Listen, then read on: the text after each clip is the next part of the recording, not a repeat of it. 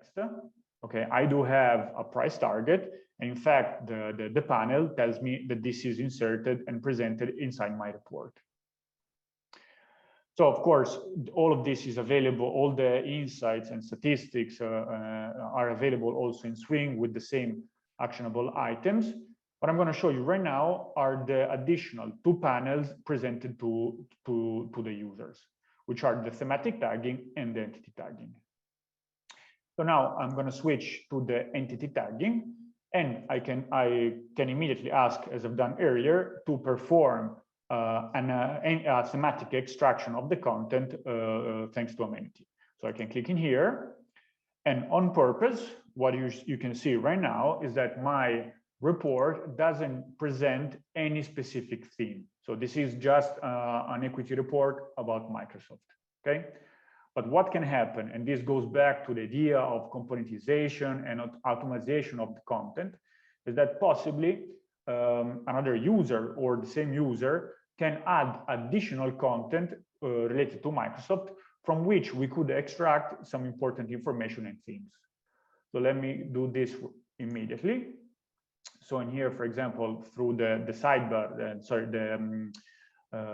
sidebar here on the left-hand side, the user can look for additional content, and I can look for a section related to Microsoft, for example. Okay, and I may found this specific component, this specific piece of section.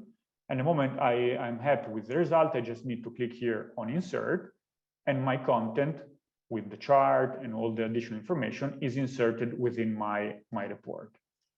So possibly what could happen is that now that I imported this specific content, there might be some additional underneath information and themes that I would like to extract.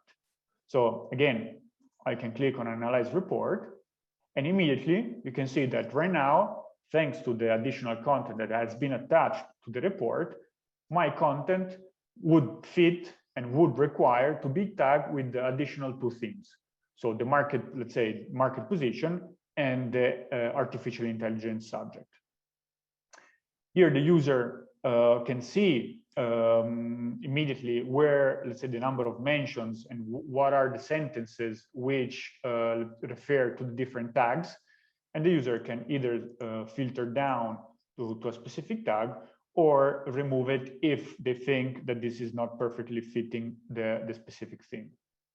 When then the user is happy and ready to apply these tags, what I need to do is simply click here on Apply Tags. What this will allow the users to do is to save persistently this information inside the database.